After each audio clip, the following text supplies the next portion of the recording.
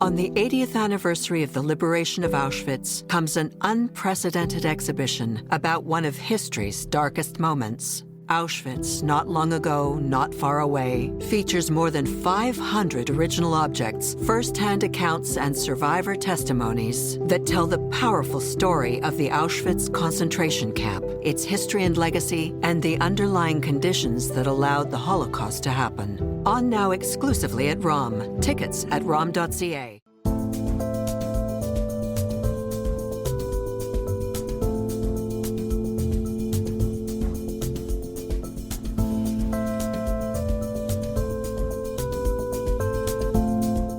Second day of deadly attacks in the Middle East. Walkie-talkies belonging to members of Hezbollah detonated across Lebanon. It came a day after thousands of Hezbollah pagers exploded.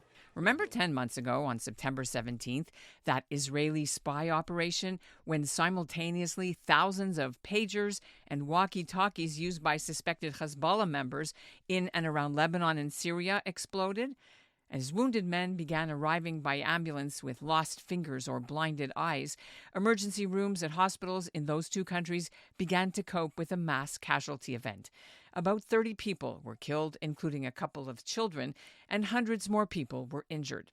Fast forward to this year and to Canada, when the latest issue of the College of Family Physicians of Canada's monthly magazine arrived at Montreal Dr. Michael Kalin's home recently. He couldn't believe what he was reading.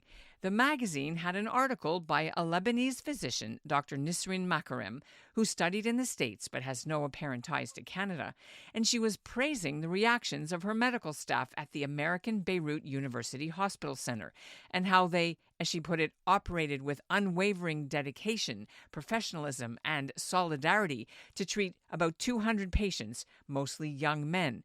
She clearly implies they were members of Hezbollah because the injuries were from those who held pagers close to read the messages and the perineal area of those who had pagers in the pockets of their pants. The men were, she describes, composed and calm, and she described the scene as a mix of resilience, denial, endurance, faith, and indoctrination, a scene, she said, should be shared with the world. Dr. Kalin was upset because not once did the author mention the word Hezbollah or terrorists, nor did it mention why Israel was trying to take down Hezbollah or October 7th, and it didn't say that Hezbollah is a banned terrorist organization in Canada. And even worse, he couldn't understand what this article is doing in a Canadian magazine for 45,000 Canadian family doctors, a peer-reviewed magazine that usually publishes news about promising medical discoveries and the latest standard of care for treating Canadian patients. Kalin has been a member of the college since 2001, and he'd even been in the running for a position on its board. But after he saw the article, he wrote to ask for an explanation of why it was published, and he wasn't satisfied with their answer. So Kalin decided to cancel his $1,000 a year fee for the membership and resign very publicly, with a long post and photos on Facebook. As a result, he was ordered to take down both of the two framed college medical certificates from his clinic's office wall and to stop using the CCFP and FCFP designation letters after his name. If this organization cannot tell the difference between propaganda and research, between terrorists and Canadian family medicine patients, we have a problem. And that, for me, was the line, and they crossed it.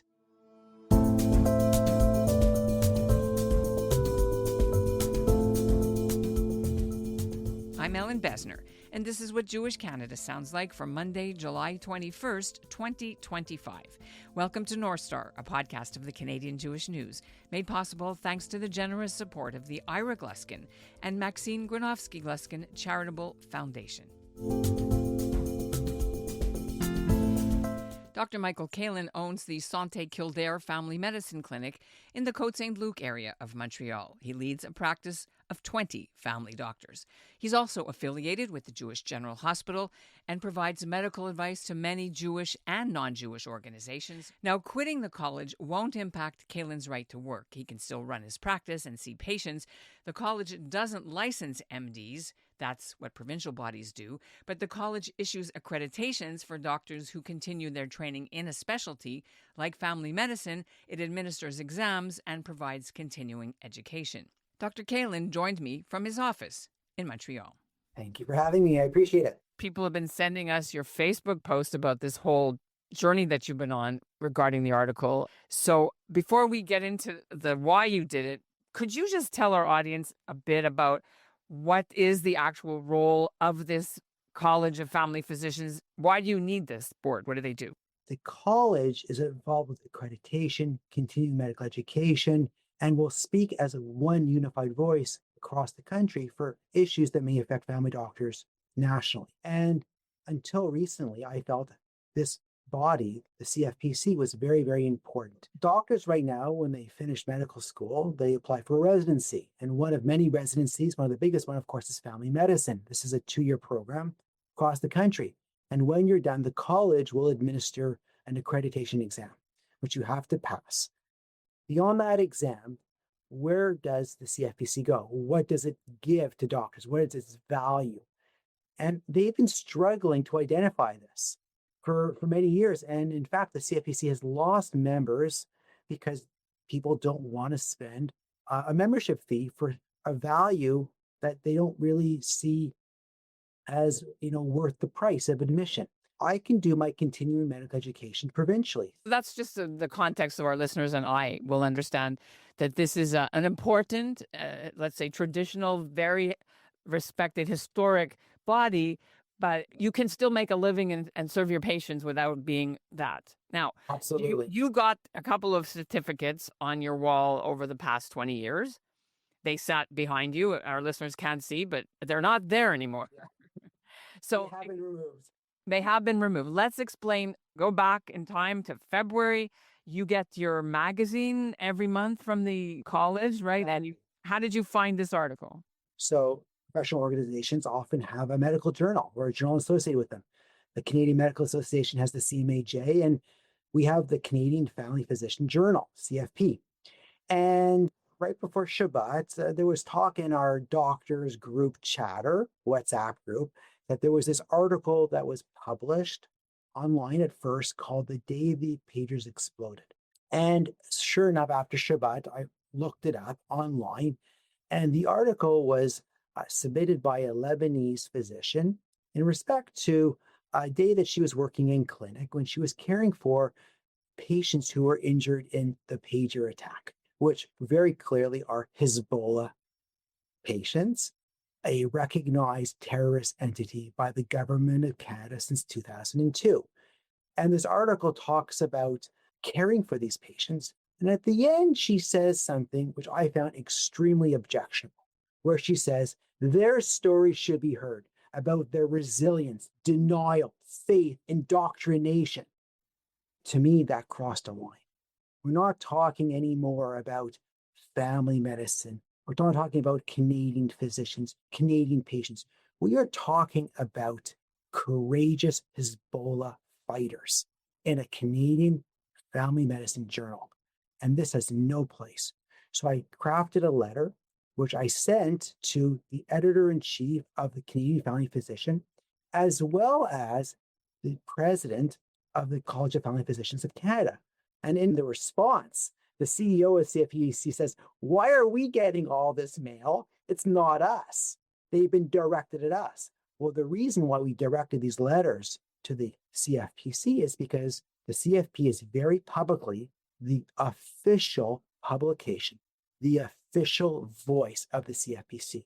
So they are responsible. Let's read out what it says on the website. Canadian Family Physician peer-reviewed medical journal, quote, is the official publication of the College of Family Physicians of Canada.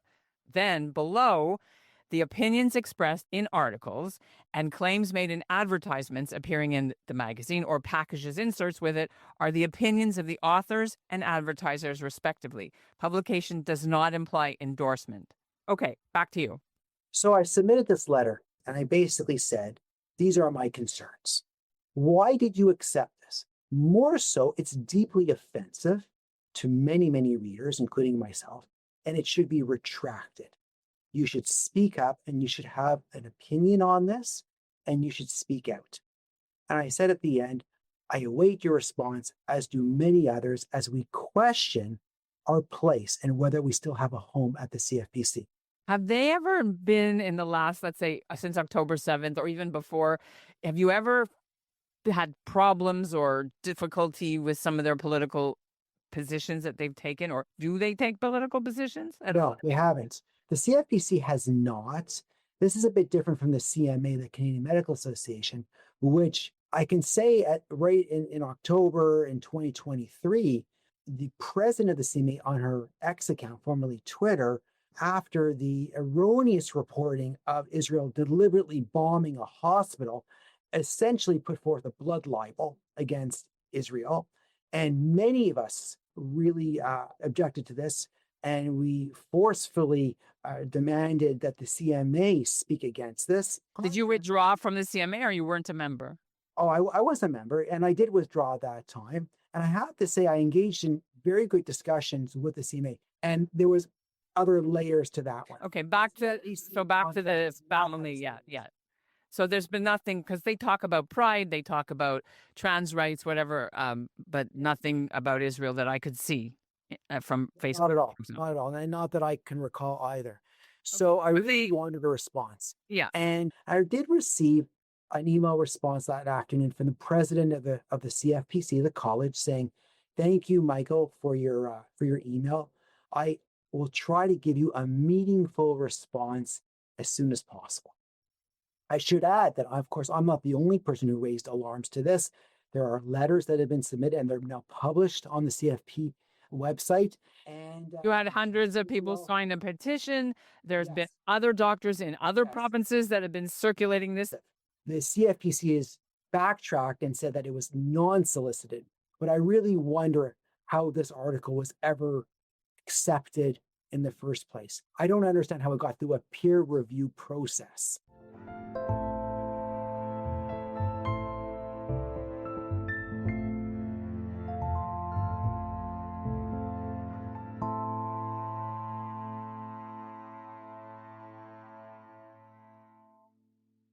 On the 80th anniversary of the liberation of Auschwitz comes an unprecedented exhibition about one of history's darkest moments. Auschwitz, not long ago, not far away, features more than 500 original objects, first-hand accounts, and survivor testimonies that tell the powerful story of the Auschwitz concentration camp, its history and legacy, and the underlying conditions that allowed the Holocaust to happen. On now exclusively at ROM. Tickets at rom.ca.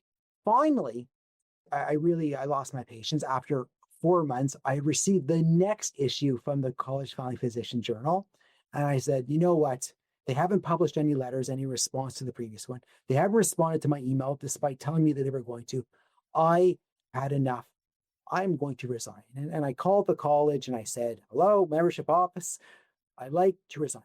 Now, why did I resign as opposed to just not renew? I wanted to make it known that I was leaving the college. It wasn't just merely I forgot the deadline. I didn't send in my payment in time. It wasn't a matter of I'm not going to renew. I wanted very visibly and very clearly to be, I'm ending my relationship with the college because of this. Silence is not leadership. And that was it. You were going to try to be part of the board at one point. You wanted to run to be part of this board of directors. So it wasn't like you didn't support the organization, right? This is something that was important to you. Well, my involvement with the college goes back 25 years. My father has been a member of the college for 50 years. He's one of the first family doctors in Canada. And I was involved in the fellowship process. Every year I review applicants for the fellowship. I read the magazine, the journal. You got a fellowship too in 20... Fellowship myself. Well, I was invited in February, a week before the article came out. I was invited by the college to sit in a focus group to talk about rebranding the college so that it could retain and gain members. Isn't this ironic?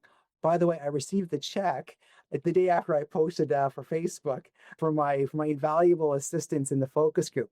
Needless did I know that when we're talking about branding, I should have said, please don't cozy up with terrorists. I thought that was a no-brainer, but apparently not. Then you decided that you're done, you're withdrawing, you're resigning. And what physical steps did you then take, which might have been also emotional for you because you had holes on your wall now? Well, yeah, that's true. As I said, I was a very proud member of the college for 25 years. I didn't want to resign, but I feel that sometimes we have to do things we're not comfortable doing because it's important to make our voices heard. I'm demanding that the college has a voice. I need to have a voice too. It goes both ways. And so after I resigned, the day that I wrote the Facebook post, I happened to receive a letter, an email from the college saying, you have resigned. And if you'd like to come back, it's $50 and you can get back your fellowship within the first year. And by the way, you have to remove your diplomas, your college certificates from your wall. And it never occurred to me that I had to remove them. But I think that that's reasonable. I mean, I guess we have diplomas from other organizations that maybe we're no longer part of, that maybe people have on their walls, but I didn't think that that was an unreasonable request. I think it sounds petty to me. You earned them. You earned them. Just because you didn't pay 1 year of membership, you're still, 20 years. Anyway, that's my 2 cents. Yeah, but they asked me to remove it, so I did. And as I took them down, as you mentioned, it was an emotional moment. It really made it tangible. And that's what inspired me to actually write the post, seeing these diplomas on the exam bed next to the wall. And so I wrote the Facebook post. And before I ever publish things, I always ask my wife to read it over because the things make sense to me, but I want to make sure that they make sense to others. And she's been incredibly supportive of the whole process. And she said, what do you hope to accomplish by this? Are you hoping that people are going to rise up and quit? What do you hope? And I honestly said, I don't know. I feel like I need to make a statement. And what happens to this comes to this. And so I posted this on Facebook. And really what was very heartening to me was the fact that people have reached out to me from Montreal, from Israel, from the United States. People I don't know have reached out to me. And that's been really, I think, very heartwarming to me, very supportive. And hopefully, I would hope that the college will get more letters and perhaps they will act. Because as I've urged the president of the college, you have to speak up. Your silence shows moral ambiguity. Being silent, in my mind, is displaying cowardice. And it really bothered me, it offended me that the college's response was, we're sorry that this offends some of you, that is disturbing to some of you, but there's nothing we're going to do. There's nothing we're going to say. And too bad. I just feel that for a national body that wants to be leaders, they should in fact display leadership qualities. And sometimes being a leader means we are going to take a stand. And to take they obviously did take a stand. They were taking it down and they picked a side. Right, to take a stand against a known, listed terrorist entity is hardly a big ask in my mind. Yet they were unwilling to do so. I said earlier that, that they felt that it did not meet the criteria for retraction. And I looked up what the criteria for retraction are. And yes, it's not plagiarized, but is it biased? Are we misinformed? Is there a conflict of interest? I don't think the author ever says explicitly, I'm talking about terrorists. I think she deliberately, covertly hides this, but it's very clear that this is who she is talking about. This is not a Canadian family physician. And as such, I have questions as to why this was ever accepted. If tomorrow an Afghanistan doctor submitted an article to CFPC talking about courageous, faith, indoctrinated Taliban patients and how wonderful they are, would you publish that? And if the answer is no, well, then you're biased. And if the answer is yes, then something is seriously rotten at the CFP and you need to clean house. Last two questions. First of all, have you had any pushback from any patients or other doctors? Negative pushback. You said you got a lot of support. None whatsoever. And frankly, I don't know why somebody would have an objection. All that I'm asking for is that a medical journal focuses on medicine and that we shouldn't be glorifying terrorists. And finally, if they take it down, like that's what you want, even if it comes at 6 months from now or whatever. Yep. Would you go back? I might, absolutely. This is the nature of medicine. In medicine, we make mistakes in treatments and investigations, with vaccines, or with other things. But the scientific method is based on the fact that if you make a mistake, you correct it and you move on. I actually think there's a lot of very good people in the CFPC, and I think that they do play an important role. But I think they got so sidetracked. The CFPC should be focusing on family medicine in Canada, period. Let's do that. As I have this check for the focus group, which I have not cashed. What are you going to do? They give it to tzedakah. I can give it to tzedakah. I should add, by the way, we talked about Hezbollah. I actually have family who live in Kibbutz Gesher Aziv on the northern border, and they were evacuated for well over a year, thanks to the incessant, daily shelling by Hezbollah. So this is personal for, I think, Israelis, but as a concerned Canadian, I am offended by the puff piece and the cozying up of a national medical organization with Hezbollah, period. Well, you've made your point very, very clear and very well explained, and I really appreciate you giving me this time. I really appreciate you giving me the opportunity to explain my position.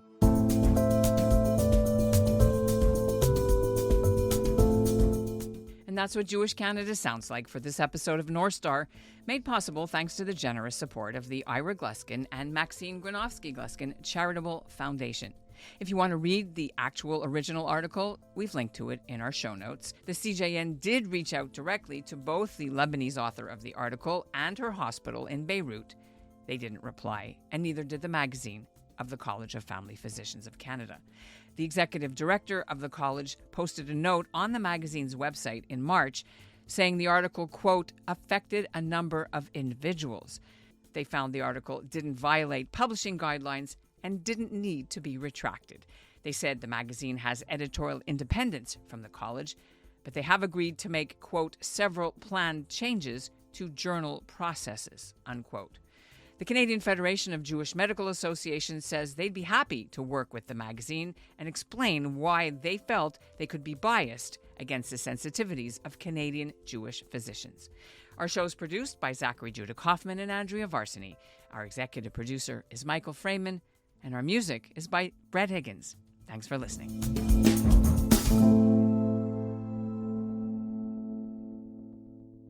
On the 80th anniversary of the liberation of Auschwitz comes an unprecedented exhibition about one of history's darkest moments. Auschwitz, Not Long Ago, Not Far Away, features more than 500 original objects, first-hand accounts, and survivor testimonies that tell the powerful story of the Auschwitz concentration camp, its history and legacy, and the underlying conditions that allowed the Holocaust to happen. On now exclusively at ROM. Tickets at rom.ca.